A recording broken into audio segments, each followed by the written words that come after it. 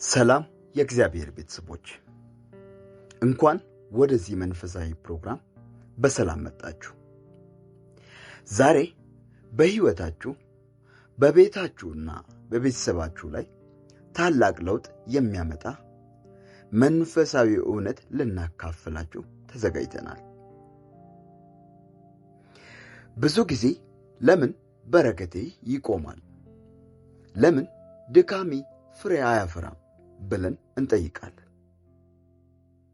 ነገር ግን እግዚአብሔር ለቤታችን ያዘጋጀው የበረከት ወንዝ አለ።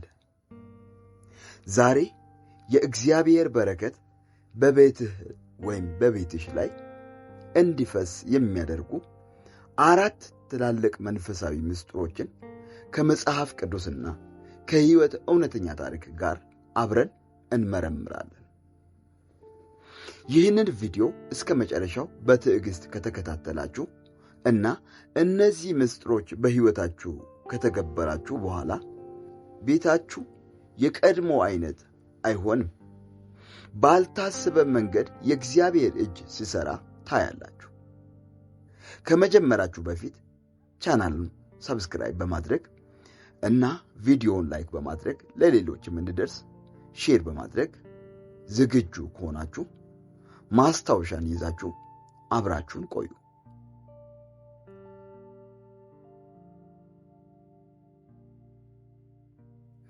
ምስጢር 1 የሰማያዊና የአምልኮ ምስጢር ወይም የእግዚአብሔርን ሕልውና መሳብ።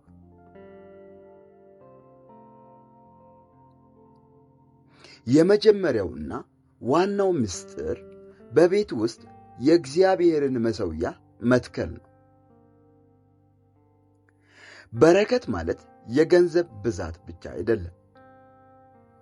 የበረከት ምንጩ እግዚአብሔር ራሱ ነው። እግዚአብሔር ባለበት ቦታ ደግሞ ሰላም፣ ጤናና የተትረፈረፈ ሕይወት አለ።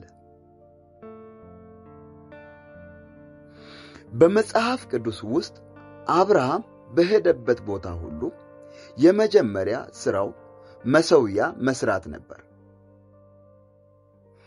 ዘፍጥረት ምዕራፍ 12 ከቁጥር 7 ላይ አብርሃም የከበረና ባለጠጋ የሆነው በንግድ ችሎታው ብቻ ሳይሆን ከእግዚአብሔር ጋር የነበረው መሠዊያ ሕያው በመሆኑ ነው ብሎ በሰፊ ይገልጸዋል። እንዲሁም ታቦቱ በኦቤድ ኤዶም ቤት በነበረበት ጊዜ የሆነውን አስቡ። ሁለተኛ ሳሙኤል ምዕራፍ 6 ከቁጥር 11 ላይ ይህንን ታሪክ ታገኛላችሁ። ታቦቱ የእግዚአብሔር ሕልውና በቤቱ ለ3 ወር ብቻ በመቀመጡ እግዚአብሔር ኦቤድ ኤዶምን እና ቤቱን ሁሉ ባረከው፣ ወይም የአቢዳራን ቤት ባረከው። አንድ እውነተኛ ታሪክ ልንገራችሁ። ጊዜው በ1990ዎቹ መጀመሪያ ላይ በድህነትና በቤተሰብ መበታተን ውስጥ ይኖር የነበረ አንድ አባት ነበር። ቤቱ ሁል ጊዜ በጭቅጭቅ በበሽታና በዕዳ የተሞላ ነበር። አንድ ቀን የቤተሰብ ጸሎትና አምልኮ በቤቱ ለመጀመር ወሰነ። በየቀኑ ማታ 12 ሰዓት ላይ ሙሉ ቤተሰብ ተሰብስበው መጽሐፍ ቅዱስን ያነባሉ፣ ያመልካሉ፣ ይጸልያሉ።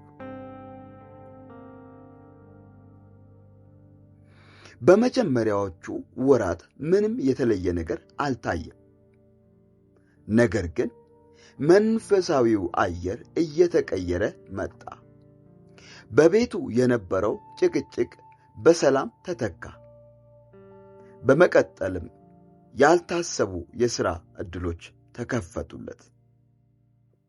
ዛሬ ያ ቤተሰብ በኢኮኖሚ ብቻ ሳይሆን ልጆቹ በሙሉ በእግዚአብሔር መንገድ የሚያገለግሉ ባለበረከት ሆነዋል። ምክንያቱም የእግዚአብሔር ሕልውና ወደ ቤታቸው ገብቷል። ተመልካቾቻችን እስኪ እነዚህን ተግባራትን በቤታችሁ ወይም በሕይወታችሁ ለመተግበር ሞክሩት። አንደኛው በቤታችሁ የጸሎት ሰዓት ይኑራችሁ። ሁለተኛው ደግሞ የቅሬታ የሙግትና የጭቅጭቅ ድምፅ ሳይሆን የምስጋናና የአምልኮ ድምፅ ለማሰማት በእግዚአብሔር ፊት ለመትጋት ሞክሩ። ምናልባት እግዚአብሔር በረከቱን የሚያፈስበትን መንገድ በዚህ አቅጣጫ ትከፍቱ ይሆናል። ምስጢር 2 በታዛዥነት አስራትና ዘርን ስጥ። ሁለተኛው ምስጢር ብዙዎች የሚያስፈራራቸው ነገር ግን የታላቅ በረከት ቁልፍ የሆነው የታዛዥነትና የሥራ ዘር መስጠት ነው። መጽሐፍ ቅዱስ ሚልክያስ መጽሐፍ ምዕራፍ 3 ከቁጥር 10 ላይ እንዲህ ይላል፣ በቤቴ ውስጥ መብል እንዲሆን አስራትን ሁሉ ወደ ጎተራ አግቡ፣ በሰማይም መስኮት ባልከፍትላችሁ በረከትንም አጥግቤ ባላፈስስላችሁ በዚህ ፈትኑኝ ይላል የሰራዊት ጌታ እግዚአብሔር። ተመልካቾቻችን እግዚአብሔር ፈትኑኝ ብሎ የተናገረበት ብቸኛው ቦታ ይህ ነው። አስራት መስጠት ለአምላክ ገንዘብ መስጠት ሳይሆን የሰጠንን 90% የሚባርክልንን ቁልፍ ማዞር ነው። በተጨማሪም በኢሳይያስ መጽሐፍ ምዕራፍ 1 ከቁጥር 19 ላይ እንዲህ ይላል፣ እሺ ብትሉ ብትታዘዙም የምድርን በረከት ትበላላችሁ ይላል። አንድ እውነተኛ ታሪክ በዚሁ ልንገራችሁ። የታወቀው የኮልጌት ሳሙና እና የጥርስ ሳሙና አምራች ዊሊያም ኮልጌት ታሪክ ለዚህ ትልቅ ማረጋገጫ ነው። ዊሊያም ገና ወጣት እያለ ከቤቱ ሲወጣ ምንም ገንዘብ አልነበረው። አንድ አዛውንት ግን መንፈሳዊ ሰው ዊሊያም አምላክ አስቀድም፣ ከምታገኘው ገቢ ሁሉ አስራት አውጣ ብሎ መከሩት። ዊሊያም የመጀመሪያውን ሳንቲም ሲያገኝ አስራት ማውጣት ጀመረ። ንግዱ እያደገ ሲሄድ አስራቱን ወደ 20% ከዛም በኋላ ወደ 50 አሳደገ። በመጨረሻም የገቢውን 90% ለአምላክ ሥራ ይሰጥ ነበር። እግዚአብሔርም ቤቱንና ኩባንያውን በዓለም ታዋቂ እና ባለጠጋ አደረገው። ዛሬ የምንጠቀመው ሳሙና የጥርስ ሳሙናም ኮልጌት የእሱ ነው። ውድ ተመልካቾች እስኪ እነዚህን ተግባራት ሞክሩትና እግዚአብሔር እንደሚባርካችሁ ታያላችሁ። አንደኛ፣ ከምታገኙት የመጀመሪያውን ክፍል 10% ለፈጣሪ ለእግዚአብሔር መስጠት ልማድ አድርጉ። ሁለተኛ፣ የድሃውንና የችግረኛውን እጅ ደግፉ። ምክንያቱም ለድሃ የሚሰጥ ለእግዚአብሔር ያበድራል ይላል መጽሐፍ ቅዱስ።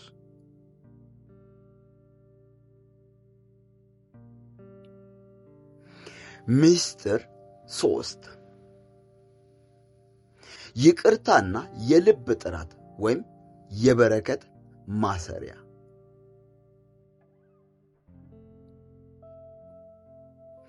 ሦስተኛው ምስጢር ብዙ ጊዜ የሚዘነጋው የይቅርታና የሰላም ሕይወት ነው። መራርነት፣ ቂም እና እልህ ባለበት ቤት ውስጥ የእግዚአብሔር በረከት ሊቀመጥ አይችልም። ቂም የበረከት ባልዲያችንን የሚብስ መንፈሳዊ ምስጥ ነው። መጽሐፍ ቅዱስ ማቴዎስ ወንጌል ምዕራፍ 5 ከቁጥር 23 እስከ 24 ላይ እንዲህ ይላል። ኢየሱስ እንዲህ ብሏል፣ እንግዲህ መባህን መሠዊያው ላይ ብታቀርብ፣ በዚያም ወንድምህ አንዳች ባንተ ላይ እንዳለው ብታስብ፣ በዚያ መሠዊያው ፊት መባህን ትተህ ሂድ። አስቀድመህም ከወንድምህ ጋር ታረቅ፣ በኋላም መጥተህ መባህን አቅርብ ይላል። የቱንም ያህል ብትጸልይ፣ ብትጾምና ብትሰጥ፣ በልብህ ውስጥ ቂም ካለ በረከትህ ይዘጋል። ይህንን እውነተኛ ታሪክ ልንገራችሁ።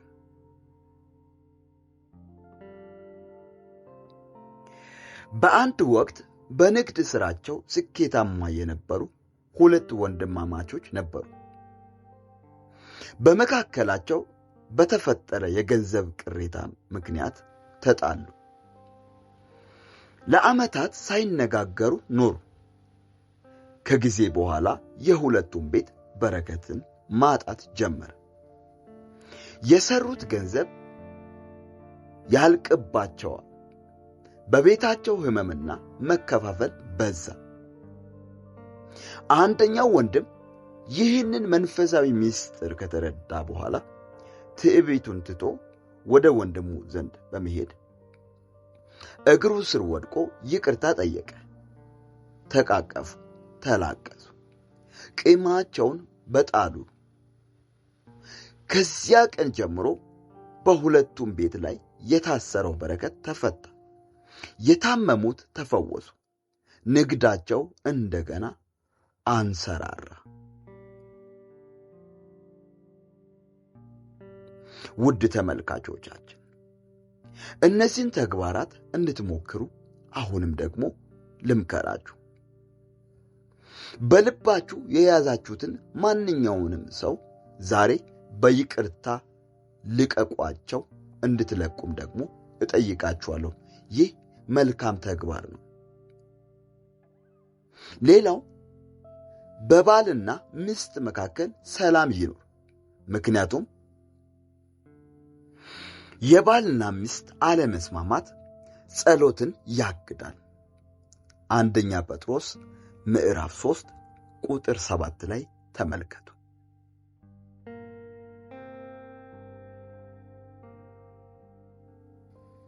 ሚስጥር 4 የእምነት ቃል እና የበረከት አዋጅ ወይም የአንደበት ኃይል። አራተኛውና የመጨረሻው ሚስጥር በአንደበትህ በረከትን ማወጅ ነው። ብዙ ሰዎች በገዛ አንደበታቸው ቤታቸውን ይረግማሉ። አይሳካልንም፣ ድሆች ነን፣ ችግር አይለየንም የሚሉ አሉታዊ ቃላትን ይናገራሉ።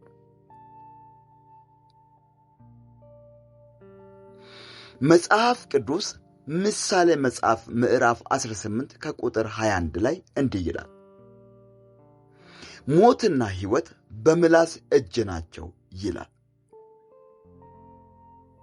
እግዚአብሔር ዓለምን ሲፈጥር በቃሉ ነው የተናገረው። እኛም በእግዚአብሔር አምሳል ስለተፈጠርን በቃላችን የመፍጠርና የመለወጥ ኃይል አለን።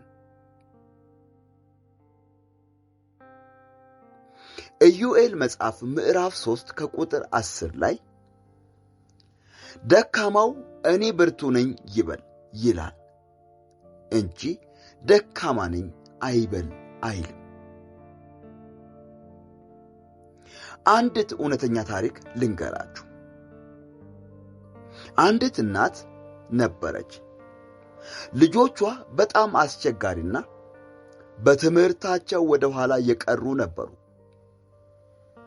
ጎረቤቶቿ ሁሉ እነዚህ ልጆች አይረቡም ይሏቸው ነበር።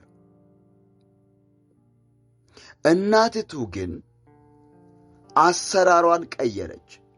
በየቀኑ ጠዋት ልጆቿን ስታስነሳ እናንተ የተባረካችሁ ናችሁ፣ የእግዚአብሔር ጥበብ በእንቅስቃሴያችሁ ውስጥ አለ፣ ለሀገር የሚጠቅም ታላቅ ሰዎች ናችሁ እያለች ትባርካቸው ነበር። ዓመታት አለፉ። እሷ በቃሏ ያወጀችው እውነት ሆነ። ልጆቿ ትምህርታቸውን በከፍተኛ ማዕረግ አጠናቀው ዛሬ በህብረተሰቡ ውስጥ ታላቅ ቦታ ላይ ይገኛሉ። የአንደበትህ ቃል የነገ ሕይወትን ይሰራል።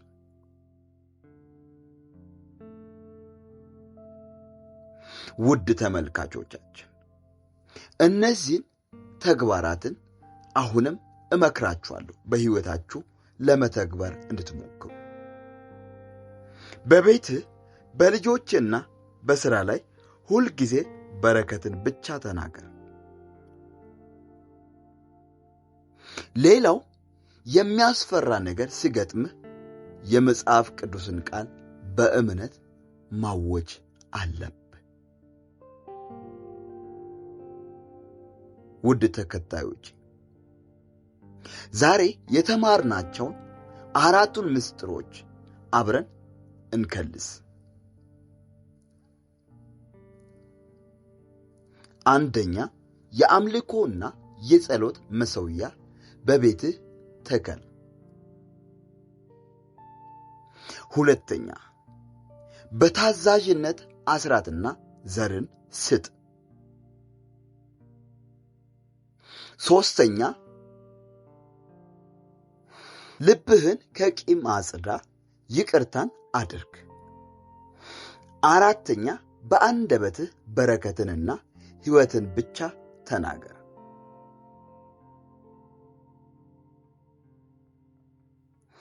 አሁን አብረን እንጸልያለን።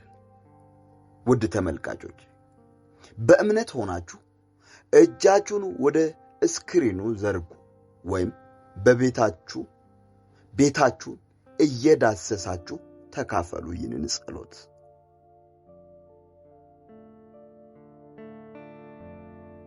በጌታ በኢየሱስም ዛሬ ይህንን ቪዲዮ የሚከታተሉ ወንድሞቼና እህቶቼ ላይ በቤታቸውና በሥራቸው ላይ የእግዚአብሔር በረከት እንዲፈስ እጸልያለሁ። በቤታቸው ላይ የነበረው ማንኛውም የእርግማን፣ የድህነት፣ የሕመምና የጭቅጭቅ መንፈስ በኢየሱስ ስም የተሰበረ ይሁን። ዛሬ በቤታችሁ ላይ የአብርሃም የይስሐቅና የያዕቆብን በረከት እጠራለሁ፣ በኢየሱስ ስም ይውረድ። የተዘጋ ደጅ በኢየሱስ ስም ይከፈት። የተቆለፈባችሁ ማንኛውም ነገር ከዚህ ሰዓት ጀምሮ እንዲከፈት በኢየሱስ ስም በልባችሁ ውስጥ እምነት አልባ ሆኖ የተቀመጠ ከዚህ ሰዓት እንዲነቀል በኢየሱስ ስም ጸልያለሁ። እግዚአብሔር አምላካችን ሆይ በኢየሱስ ስም ከዚህ ሰዓት ጀምሮ በቤታቸው ውስጥ አንተን የማምለክ መንፈስ፣ በፊትህ በአንድነት የመንበርከክ መንፈስ፣ ለአንተ የሚሰውበት መንፈስ እንዲበዛላቸው በኢየሱስ ስም ጸልያለሁ። እግዚአብሔር ሆይ በእነሱ ቤት ውስጥ ያንተ ስም በክብር እንዲጠራ፣ አንተ በቤታቸው ስትጠራ በረከታቸው ይለቀቃል። ስለዚህ ጌታ አምላክ ሆይ ለበረከታቸውና ለክብራቸው የሚሆን ያንተ የአምልኮ መንፈስ በቤታቸው ውስጥ እንዲቀሰቀስ ዳግም እንዲነሳ በኢየሱስ ስም እጸልያለሁ። ጌታ አምላክ ሆይ በታዛዥነት መንፈስ ለአንተ አስራት እንዲያወጡ መንፈስ ቅዱስ ግድ እንድትላቸው እንድትቀሰቅሳቸው በኢየሱስ ስም መንፈስ ቅዱስ ለአንተ የሚሰጡትን ለአንተ የሚታዘዙትን የምትባርክ አምላክን እግዚአብሔር ሆይ ኪሳቸውን እጃቸውን እንድትዳስስና እንድትባርክ ደግሞም እንድትቀሰቅሳቸው በኢየሱስም ጸልያለሁ። እግዚአብሔር ሆይ ልባቸውንም ደግሞ ከቂምና ከጥላቻ እንድታጸዳ የይቅርታንና የፍቅርን መንፈስ ደግሞ እግዚአብሔር ሆይ በልባቸው ላይ እንድታሰፍን በኢየሱስም እንጸልያለን። ለጥላቻ የሚመክራቸው እግዚአብሔር ሆይ ክፋትን ብቻ የሚናገር የአጋንንት ድምፅ ከዚህ ሰዓት ጀምሮ ከጆሮአቸው ላይ የተጠረገ የተመታ የተወገደ እንዲሆን በኢየሱስም ጸልያለሁ። ልባቸውን ሰንቅሮ የያዘ ጥላቻ ካለ ቂም ካለ ከዚህ ሰዓት ጀምሮ በፍቅር መንፈስ እንዲሸነፍ በኢየሱስም እንዲረታ እጸልያለሁ። እግዚአብሔር ሆይ መንፈስ ቅዱስ አንተ ፈዋሽ አምላክ ነህና ከቂምና ከጥላቻ እንድትፈውሳቸው በኢየሱስም እጸልያለሁ። እግዚአብሔር ሆይ አሁንም ደግሞ በጻድቅ አንደበት ላይ ያለው በረከት ራሱን ይወስነዋል፣ እርግማንም ቢሆን ራሱን ይወስነዋልና እግዚአብሔር ሆይ አንደበታቸው ላይ የበረከት ቃል እንዲቀመጥ፣ እግዚአብሔር ሆይ የድል ቃል እንዲቀመጥ፣ የሕይወት ቃል እንዲቀመጥ በኢየሱስም የሚናገሩት ነገር በጎ ነገር እንዲሆን አንደበታቸው ከዚህ በፊት እርግማንን ኔጌቲቭ የሆነውን ነገር የሚያወራ ከሆነ ከዚህ ሰዓት ጀምሮ ፖዚቲቭና በረከትን እንዲያወራ በኢየሱስም ጸለይኩ። እግዚአብሔር ሆይ ያንተ እጆች እነሱን አፋቸውን፣ አንደበታቸውን፣ ምላሳቸውን፣ ድምፃቸውን፣ ንግግራቸውን፣ ልባቸውን እንዲዳስስ በኢየሱስም ጸለይኩ። ስለ ሁሉ ስም ይባረክ። አሜን። ስለተከታተላችሁኝ እጅግ አድርጌ አመሰግናችኋለሁ። ይህንን ቪዲዮ ለብዙዎች በረከት እንዲሆን ሼር አድርጋችሁ ለሌሎች አድርሱ። በሚቀጥለው በሌላ ፕሮግራም እስክንገናኝ የእግዚአብሔር ሰላም ከሁላችሁ ጋር ይሁን።